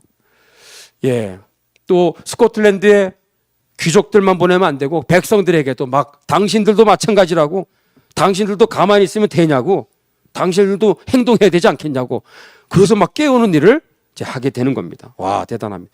그래서 이 편지를 막 써서 보냈던 이 저항운동이 한 5년 동안 전개됩니다. 대단해요. 그 열매가 1558년에 딱 드디어 가시화됩니다. 그래서 여러 지역에 다 스코틀랜드의 지방 에드머러는 수도죠. 여러 지방에서 반카톨릭 운동이 거세게 일어나는 거예요. 그리고 이것이 무르익었을 때 1559년 5월에 존 녹스가 14년에 망명길을 다 접고 다 준비가 끝난 상황이 된 거예요. 그리고 때가 참에 드디어 꿈에도 그리던 스코틀랜드로 귀국하게 됩니다. 그러면서 교회 개혁이 시작된 거예요. 그게 우리가 봤던 10강 10번째죠. 그래서 여기 스코틀랜드 내전 1559년, 1560년 2년에 걸쳐서 전쟁이 벌어지는데 뭐 영상 다 올려놨으니까 여러분들 자세한 거는 들으시면 되겠습니다. 이 전쟁은 우리 6.25 전쟁과 흡사 너무나 닮은 꼴이에요. 6.25 전쟁 배후에 한국교회에 구국기도회가 있었거든요. 그 기도회가 있었을 때 전쟁의 양상이 막 뒤바뀌는 일들이 한두 개가 아니에요. 똑같아요. 그래서 여기 몇 군데만 제가 보여드리면 1559년 6월 4일 존 녹스가 상당히 불리한 상황에 그러한 상황에서 홀리 트리니티라는 이 교회에서 지금 그대로 있습니다. 건물이 여기에서 구국기도회를 하게 된 거예요. 그래서 강력한 구국기도회 메시지를 선포하게 되죠. 그리고 나서 찾아온 게 이게 스코틀랜드판 낙동강 방어선 전투입니다. 스코틀랜드에서 벌어진. 그래서 스코틀랜드가 굉장히 넓어요. 근데 오른쪽에 귀퉁이에 개신교 저항 세력들이 뒤로 밀려서 결국 세인트 앤드레스 더 이상은 다 바닷길이기 때문에 뭐 밀리면 이제 바다에 빠지는 수밖에 없죠. 낙동강 방어선 전투와 똑같습니다. 그리고 낙동강 그 전선은 쿠퍼 뮤어 딱 지점이거든요.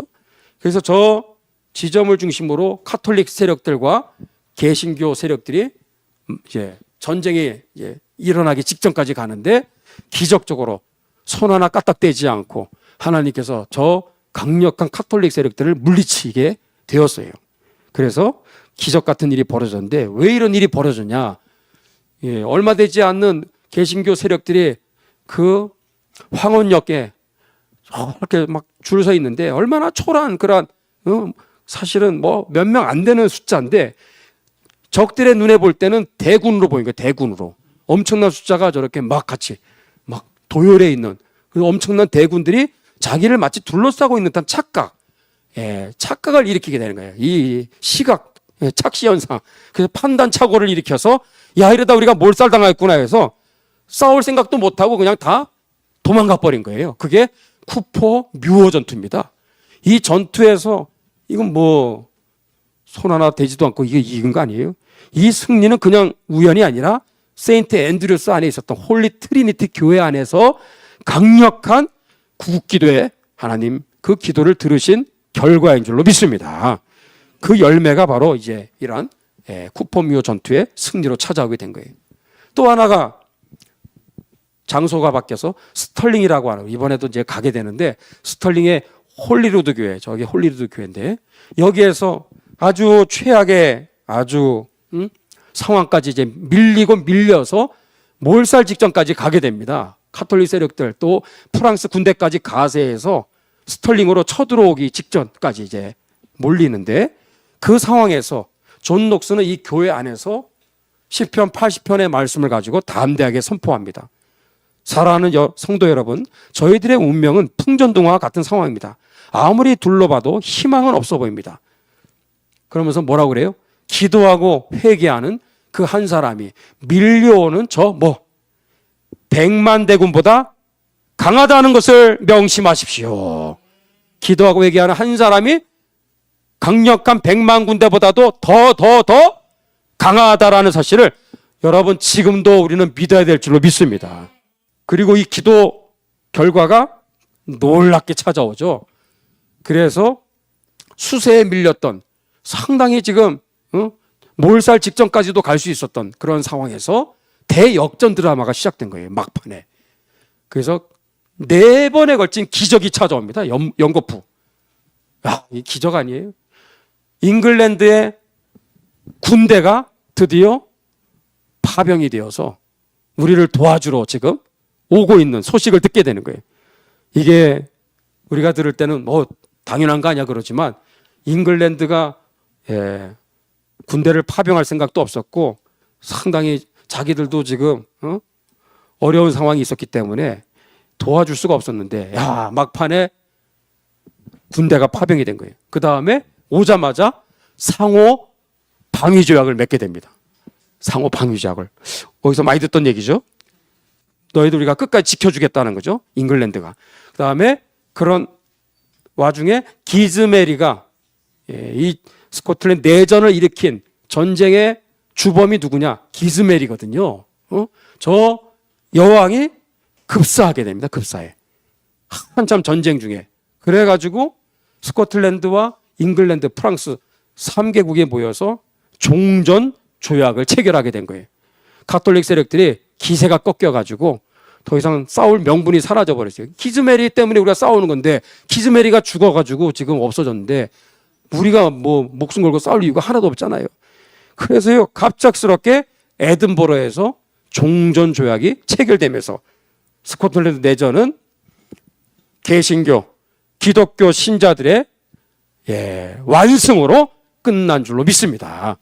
그러면서 기류가 바뀌면서 가톨릭 세력으로 꽉 그냥 장악되어 있었던 스코틀랜드가 이제는 개신교의 바람이 불기 시작하는 거예요. 그러면서 위대한 스코틀랜드 교회 개혁이 찾아오게 된 겁니다. 그 전쟁에서 이긴 그 순간에 그 감사를 하나님께 드려야 되니까 이 에든버러의 가장 대표 교회인 세인트 자일스 교회 여기 우리 또 갈 겁니다. 존 녹스 목사님이 목회했었던 바로 그 교회죠. 이 교회 여기 본당 예배당 안에서 하나님께 감사 예배를 드리게 되죠. 존 녹스 목사님이 당연히 또 설교를 하게 됩니다. 그리고 2가지의 중요한 결정을 합니다. 하나는 스코틀랜드 이제 이 나라는 카톨릭 국가가 아니라 개신교 국가가 되었으니 개신교 국가로 이 나라를 끌고 갈 수 있는 매뉴얼이 있어야 돼요. 매뉴얼이. 특히 교회가 카톨릭 체제가 아니라 이제는 개신교 교회로 운영을 해야 되기 때문에 그래서 만든 것이 스코틀랜드 신앙 고백서입니다.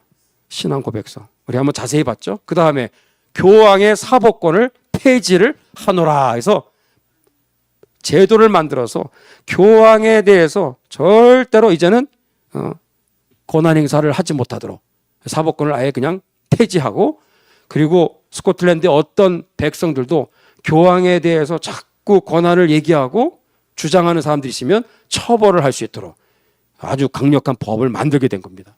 이거를 만든 게 바로 이 건물, 그 당시에 스코틀랜드 의회인데 지금 민속박물관처럼 그렇게 쓰고 있습니다. 저기도 우리가 꼭 들러봐야 되겠죠. 그리고 우리가 봤던 것이 뭐죠? 돈의 전쟁입니다. 아니 또 이게 뭐지?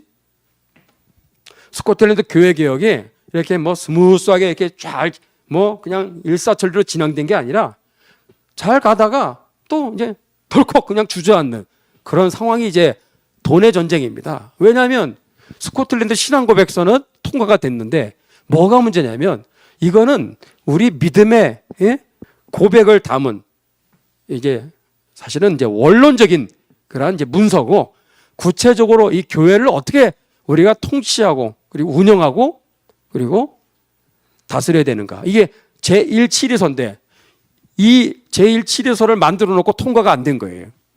왜 그랬을까? 그 얘기를 우리가 지난번에 돈의 전쟁이라는 이름으로 함께 봤는데, 여러분 카톨릭 국가가 이제 개신교 국가가 됐으니까 1000년 동안 카톨릭 체제 아래서 얼마나 많은 부동산과 동산이 있겠어요. 카톨릭은 뭐 대성당부터 시작해서 수도원, 무슨 수도원 얼마나 많은지 몰라요. 땅도 얼마나 굉장합니까? 근데 그게 다 개신교의 귀속 재산으로 그냥 한꺼번에 다 넘어오는 상황이 된 거거든요. 그래서 그 돈을 가지고 어마어마한 재정을 세 가지의 목적으로, 그런 방향으로 쓰고자 했던 게 제1치리서예요. 쉽게 말하면. 첫 번째로는 이제 스코틀랜드의 교회가 이제 로마 카톨릭이 아니라 개신교 목회자들이 운영을 해야 되니까 목회자들의 사례비와 자녀 양육비 뭐 이런 그쪽에 우리가 지출을 해야 된다는 거. 두 번째, 가난한 사람들 또 이방인들 그리고 선교를 목적으로 우리가 구제와 선교에 돈을 써야 된다. 이게 두 번째. 세 번째가 뭐냐? 이게 중에 교육 정책이에요. 교육. 자라나는 세대들에게 카톨릭 신앙 이런 거 말고 제대로 된 성경 교육을 해야 된다. 신앙 교육을 하기 위해서 초등학교 그리고 지금의 청소년들, 대학생들 그 연령대별로 학교를 만들어 학교. 그리고 대학교도 만들고. 대단하죠? 그 운영비는 다 어디서 돼요? 교회가 다 대주는 거예요. 그거 다 어디서 나옵니까? 나옵니다. 카톨릭의 그 귀속 재산이 어마무시하거든. 그런데 여러분 그 재산이 고스란히 개신교로 그냥 자연스럽게 이관이 되었으면 얼마나 좋았겠어요. 근데 여기에 아주 고약한 인간들이 여기 나타납니다. 누구예요? 스코틀랜드의 귀족이라고 하는 신분을 가진 사람들. 그들은 개신교 신자거든요. 본인들은 기독교인이야. 복음주의자라고 얘기하는데 돈에 눈이 어두워가지고 3분의 1은 왕실에 누구예요? 메리 스튜어트라는 그 카톨릭 신자인데 당신이 마음대로 이거를 가지고 있다가 개인적으로 쓰시고 교회에 알아서 잘 분배해 주세요. 그리고 3분의 1은 누구 거예요? 지들 거야. 그래서 이 귀족들이 그 3분의 2나 되는 엄청난 그 재정에 눈이 어두워가지고 무슨 짓을 했어요? 로마 카톨릭의 잔재인 주교 제도를 그대로 살려둔 거예요. 왜냐하면 주교가 있어야만, 허수아비라도 주교가 있어야 거기에서 나오는 부당이익을 자기들 것으로 챙길 수가 있는 거예요. 아주 요게 돈 세탁한 겁니다. 그래서 주교를 거쳐서 거기에서 부동산에서 동산에서 나오는 그 수많은 막대한 그 이득을 자기들이 배당을 이제 자기들이 챙기겠다라는 그거를 귀족들이 나서서 그거를 갈취를 한 거예요, 돈을. 그러니까 어떻게 되겠어요? 교회가 제대로 운영이 되겠어요? 선교를 제대로 하겠습니까? 교육을 제대로 하겠어요? 다 무너지는 거야. 한 세대 동안, 20년, 30년 동안 아무것도 못하는 상황이 계속되는 거예요. 그게 뭐예요? 돈의 전쟁이었습니다. 여러분, 돈은 이용의 대상이지 사랑의 대상이 되어서는 안 됩니다. 이거 우리는 뼈저리게 교훈을 삼아야 돼요. 이 스코틀랜드 교회 개혁에 아주 눈에 가시 같은, 참 옥의 티와 같은, 다 좋은데 이 돈에 눈이 어두웠던 그 귀족들, 자기들도 먹고 살만한 사람들인데 뭘 또 그 욕심내 가지고, 그 돈이 다 자기들 돈이 아닌데 교육을 위해서 써야 되고, 선교를 위해서 써야 되고, 목회자들 위해서 써야 되는 거를 자기들이 막대한 이득을 그냥 갈취를 하는 거예요. 이런 차마 정말 있을 수 없는 일이 이때 벌어지게 된 겁니다. 예, 이런 배경에서 이제 앤드류 멜빌과 같은 정말 혜성같이 등장하는 위대한 주의 종이 이제 나타나게 되죠. 그래서 우리가 13번째, 자, 이제 끝을 향해 가죠. 한번 제목을 한번 읽어볼까요? 국가 권력의 반성경적인 정책으로부터 교회의 자유와 독립을 위해 싸운 거룩한 용사 앤드류 멜빌. 앤드류 멜빌입니다.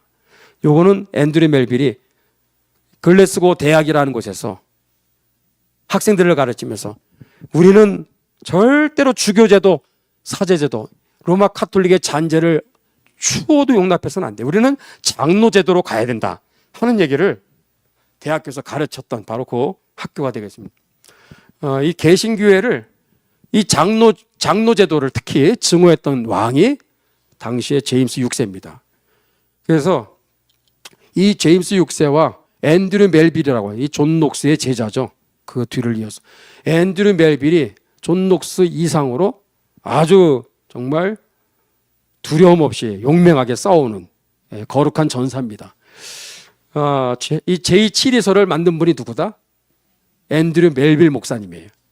그래서 존 녹스가 다 이루지 못한 미완성의 스코틀랜드 교회 개혁을, 그것을 완성한 분이 누구다? 앤드류 멜빌이에요. 그게 바로 제7위서입니다.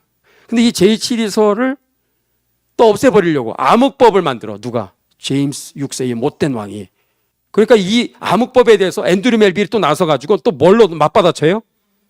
황금법이라는 거를, 의회를 설득해가지고 의원들을 움직여가지고 여기에 맞받아치는, 대응할 수 있는 황금법을 만드는, 이게 뭐죠? 제7위서와 황금법은 장로교 제도를 떠받드는 두 기둥입니다. 하나는 뭐냐? 따라합시다. 정교분리. 국가 권력은 교회에 대해서 이래라 저래라 이제부터 하지 마십시오.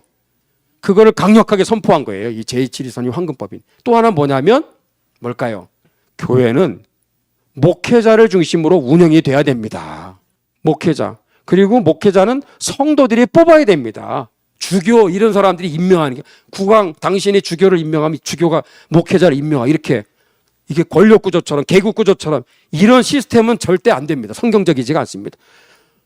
다 성도들이 다 기도하고 선택해서 투표해서 뽑아서 목회자를 청빙해 가는 그러한 시스템으로 가야지, 이렇게 가면 안 됩니다. 그래서 정교분리와 그 다음에 목회자를 중심으로 한 교회 운영, 그거를 강조한 것이 바로 제7위서 황금법이 되겠습니다. 이 글래스고 대학에서 4년에 걸쳐서 이 앤드류 멜빌이 바로 이 중요한 두 가지의 장로교 제도의 이 두 중요한 가장 뿌리가 되는 이 정교 분리와 그 다음에 하나님이 임명한 목회자에 의해서 하나님의 말씀을 통해 운영되어야 된다. 이 중요한 진리를 이제 선포한 거예요. 그래서 한번 읽어봅니다. 이거 교회는 하나님에 의해 통치되는 또 다른 왕국이므로, 저 뭐가 들어갈까요? 저게 세상 권력, 세상 정부, 세상 권력이 절대로 간섭할 수 없고 계속 하나님이 임명한 교회 목회자에 의해 하나님의 말씀을 통해 통치되어야 한다. 통치되어야 된다. 또는 운영되어야 된다라고 이 얘기를 4년 동안 하고 나서 제7위서를 만들게 된 거예요. 그게 오늘날 장로교회의 DNA입니다. 장로교회. 아시겠어요? 장로교회의 소프트웨어예요. 장로교회의 아주 핵심적인 콘텐츠가 이 두 가지. 여기에서 장로교회가 나왔기 때문에, 그래서 앤드류 멜빌을 장로교회 아버지다라고 말하는 거예요. 자, 14번째에서는 제임스 1세와 찰스 1세의 교회 말살 정책과 언약교회 탄생. 제임스 6세, 제임스 1세라고도 하죠. 세상 떠나고 나니까 그 아들이 누구예요? 제임스 1세 아들 찰스 1세. 지 애비보다도 더 악하고 못돼 먹었어. 그래서 더 개신교회를, 특히 장로교회를 탄압하는 정책을 펴나가게 됩니다. 그래서 그 아버지와 아들이 어떤 정책을 폈는지 한눈에 보시면, 제임스 1세는 주교제도, 또 퍼스 5개조 다 뭐예요? 장로교 말살 정책입니다. 우리는 장로교를 뿌리를 뽑고 우리는 친카톨릭 교회로 우리는 나갈 거야. 이제 국교회라고 말은 하지만 사실은 이 로마 카톨릭 쪽으로 끌고 가는 것을 부인할 수 없죠. 스포츠 선언 만들어서 주일 완전히 엉망으로 만들어 놓습니다. 주일 성수 제대로 못하도록. 그 아들이 또 통치할 때는 더 악한 법을 만들죠. 뭐예요? 아버지 뒤를 이어서 하나는 교회 법전. 교회 법전. 이게 뭐예요? 나는 아예 아버지가 미완성으로 해놓았던 장로교 그 폐지 정책, 말살 정책을 아예 나는 완성해서 완전히 뿌리를 뽑아버리겠다. 장로교는 이제 없어. 이제 스코틀랜드에서 장로교회는 없어. 이제는 없는 거야. 그래서 완전히 뿌리를 완전히 뽑아버리겠다고 하는 선언이 교회 법전 제정입니다. 그리고 이거는 공동기도서예요. 공동기도서를 또 제정을 했는데, 이건 뭐냐면 성찬식에서 무릎을 꿇는 것을 여기에 독소조항으로 담고 있습니다. 아무것도 아닌 것 같지만 그거 하나, 무릎을 꿇었느냐 그거 하나에 따라서 배도하느냐 배도하지 않느냐 결과가 찾아오는 거예요. 그러니까 이 정책에 대해서 완강하게 찰스 1세 이 못돼 먹은 장로교 말살 정책에 대해서 저항을 했던 교회가 어디예요? 세인트 자일스 교회예요. 세인트 자일스 교회. 바로 공동기도서 사건이라고 합니다. 공동기도서 사건. 왕이 파견한 직급이 높은 고위성직자 대주교가 와서 공동기도서, 가톨릭 잔재가 풀풀 나는 정말 미사를 막 예배를 집전하니까 여기 있던 사람들이 막 들고 일어난 거예요. 돌멩이, 뭐 스틱, 나무, 뭐 막대기 다 날아가죠. 의자 날아가고. 이때 의자를 제일 먼저 던진 여인이 누구라고요? 제니 게디스라고. 제니 게디스. 그러면서 다 집어 던지기 시작한 것이 그 유명한 언약도 이제 운동으로 이어지게 되는 거예요. 그게 바로 이겁니다. 그 다음에 그 옆에 그 교회가 또 있어요. 그레이프 라이어스 교회. 우리 장로교회의 사실은 뿌리입니다. 세인트 자일스 교회와 함께 그레이프 라이어스 교회. 이 강대상 바로 앞에, 강대상 바로 앞에서 한 3,200여 명이 한날 국민 언약을 이제 체결하게 됩니다. 우리는 찰스 1세의 교회 말살 정책, 공동기도서 이 정책을 절대로 우리는 따라가지 않을 것입니다. 그러면서 우리는 목숨을 걸고 우리는 우리의 신앙을 지킬 것입니다. 그래서 어떤 분은 혈서로 자기의 이름을 이렇게 석자를 우리 하듯이 자기 이름을 이렇게 서명했다고 그러죠. 여기 갈 때 여기 강대상 밑에 바로 이 날짜와 함께 언약도들이 여기에서 서명을 했다고 하는 영문 표기가 되어 있습니다. 그래서 이번에 가게 되면 그거 찾아내야 돼요. 그리고 마지막 글래스고, 여기 이 건물 아직도 있습니다. 글래스고 대성당입니다. 지금은 이 건물 안에서 주교제도, 그 다음에 공동기도서, 퍼스 5개조, 뭐 카톨릭 정책, 장로교 말살 정책으로 선언한 이 왕들의 이 정신 나간 장로교 말살 정책, 이 모든 법안들을 전부 다 폐기하노라. 총회에서 선언을 해버렸어요. 그래서 이 1638년 11월 21일 글래스고 총회가 스코틀랜드 교회 개혁이 진정으로 완성된 바로 그 날짜, 그 장소입니다. 그러니까 여기 가야 돼, 안 가야 되겠어요. 이번에 우리 여기 꼭 갈 겁니다. 이거 장소가 그렇게 중요한 거예요. 자, 그래서 찾아온 것이 뭐다? 이제 다 끝나갑니다. 청교도 혁명과 웨스트민스터 총회, 그 여러 과정이 있었으나 다 지나갑니다. 주교전쟁, 청교도 혁명, 그 엄숙동맹과 언약, 이거는 스코틀랜드와 잉글랜드가 서로 우리가 이제 장로교 신앙 안에서 하나로 만들어 갑시다. 그래서 서로 서약을 하는 중요한 언약식이죠. 그리고 이제 웨스트민스터 총회가 개최가 된 겁니다. 그리고 이 5가지의 진정한 의미의 우리 개혁교회, 장로교회의 근간이 되는 이 문서가 제정이 된 것입니다. 그래서 당신이 진정한 개혁교회 성도냐 아니냐는 뭘로 우리가 판가름할 수 있어요? 웨스트민스터 신앙고백서를 아느냐, 대열이 소열이를 공부하느냐, 당신네 교회에서는 교리를 공부하느냐? 그거를 물어봐야 돼. 그런 교회 흔치 않습니다. 예. 이거 해야 돼, 이거. 여러분, 이렇게 우리 믿음의 열조들이 만들어 놓은 이 신앙의 이 고백서, 이 중요한 유산들입니다. 성경을 더 잘 알 수 있도록 성경의 말씀을 잘 요약해주고 우리 신앙생활에 말씀 순종의 열매를 맺도록 하기 위해서 만든 다 훌륭한 유산들이에요. 예, 정말 우리 여기 계신 분들은 이러한 귀한 것들에 대해서 귀한 것으로 알고 늘 사모하고 배우는 일을 기뻐할 수 있기를 축복합니다. 마지막으로 이제 스코틀랜드 언약도들에 대한 박해 다 끝났습니다. 이 언약도들의 역사는 찰스 2세를 기점으로 1660년에 왕이 되죠. 찰스 1세의 아들입니다. 제임스 1세도 악한데 그 아들 찰스 1세는 더 악한데 그 찰스 1세보다 더 악하고 못돼 먹은 왕이 누구? 찰스 2세예요. 왜냐하면 이 왕이 1660년에 왕이 되고 1685년에 이제 왕의 자리에서 물러납니다. 그 25년 동안에 걸쳐서 여러분 사실상 언약도들 18,000여 명이 여러분 순교의 피를 뿌린 거예요. 있을 수 없는 일이죠. 그래서 1660년을 기준으로 찰스 2세가 등극한 그 해를 분기점으로 전기 언약도 시기가 있고 후기 언약도 시기가 있다. 그건 제가 한번 그렇게 정해 본 겁니다. 전기의 지도자들은 이렇게 4명, 웨스트민스터 총회에 바로 중심 역할을 했던 훌륭한 지도자들이고, 그리고 찰스 2세가 왕이 되고 나서 등장했던 이분들 대부분 다 순교하신 분들입니다. 다 순교하신 분들이에요.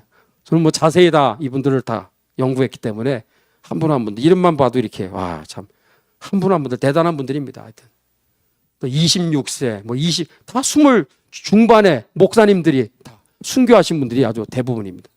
언제 기회 있을 때 자세히 한번 보겠습니다. 찰스 2세의 교회 탄압 현황. 여러분 이거 뭐 다 보셨죠? 1660년 왕이 됩니다. 왕이 되자마자 잉글랜드의 청교도 목사 2,000명의 목사를 쫓아내요. 그 다음에 스코틀랜드의 한 400여 명의 목회자들을 추방합니다. 쫓아냅니다. 또 통일령을 공포합니다. 통일령. 우리 국교회로 가겠다 이거죠. 또 비밀 집회 금지법. 예배에 몰래 숨어서 드리는 거 발각되면 가만 안 놔두겠다 이거죠. 제5마일법. 5마일법. 그러니까 7km, 8km법이죠. 쫓겨난 목사들은 7km, 8km 안에 절대 얼씬거리지 마. 발각되면 가만 안 놔두겠다. 그거예요. 이러한 무지막지한 탄압 정책 속에서도 신앙을 지킨 거예요. 찰스 2세, 또 제임스 2세라고 아들까지 18,000명, 28년에 걸쳐서. 이번에 서창원 목사님 오시면 아마 이 얘기 꼭 하실 겁니다. 28년에 걸쳐서 18,000여 명이 아이들부터 어른들까지 이루 말할 수 없는 그런 순교를 하게 된 거예요. 이번에 스코틀랜드를 가면 이분들이 순교했었던 그 중요한 지점들은 제가 꼭 보게 되면 여러분들한테 안내도 하고, 그리고 또 갔다 와서 못 가신 분들을 위해서 또 나중에 따로 보여드리도록 하겠습니다. 자, 결론. 자, 여러분들 그동안 너무 감사합니다. 이제 오늘 대단원의 이제 마지막 결론을 맺겠습니다. 청교도 언약도들의 도대체 신앙 유산이 뭐냐? 특히 언약도들의 신앙 유산. 순교신앙, 저항신앙, 섭리신앙입니다. 이 세 가지 신앙의 기초는 도대체 어디서 나온 것일까? 성경 무오의 신앙이에요. 성경 무오의 신앙. 여기에서부터 판가름이 나는 거예요. 여기서. 그래서 이 신앙을 가진 분들이 쫓겨나고 나중에 참 굶주림에 온 가족들이 시달리고 또 이루 말할 수 없는 박해를 당하면서 결국은 죽어서 묻힌 곳들이 다 어디냐? 런던에 아무도 주목하지 않는 번힐 Fields Burial Ground, 번힐 공동묘지입니다. 찰스 2세 때 파면당한 목사들, 청교도들, 잉글랜드 이게 런던에 있으니까 주로 다 청교도들입니다. 언약도들은 스코틀랜드 거기 계신 분들을 얘기하기 때문에 구분이 됩니다. 어쨌든 청교도들, 이들이 핍박 중에 숨져간 다 그분들이 묻힌 곳입니다.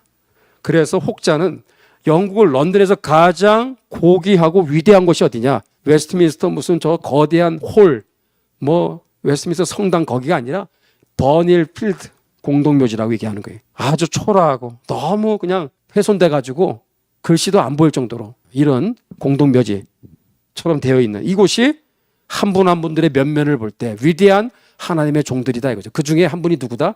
누구? 아이작 와츠예요. 아이작 와츠. 아이작 와츠 목사님이 여기 왜 있죠? 이러한 청교도 박해의 기간 속에서 살았던 분이고, 그래서 이러한 750여 곡의 찬송 시가 나오게 된 겁니다. 그 박해 속에서. 그 중에 우리가 잘 부르는 찬송이 이런 거죠. 큰 영광 중에 계신 주, 햇빛을 받는 곳마다. 또 뭐가 있죠? 기쁘다 구주 오셨네. 기쁘다 구주 오셨네. 아이작 와츠 목사님이 하신 거예요. 만왕의 왕 내 주께서 웬 말인가 날 위하여. 그리고 아까 우리 처음에 불렀던 뭐죠? 나는 예수 따라가는. 이게 이 당시에 배도했던, 믿음의 길을 걸어가지 않고 배도하는 그러한 자들, 그런 자들을 안타깝게 생각하며 지은 찬송시입니다. 또 십자가 군병되어서 천성을 향해 가는 성도들, 아까 불렀던 게 다 아이작 와츠 목사님의 찬송이 되겠습니다. 말씀을 맺겠습니다.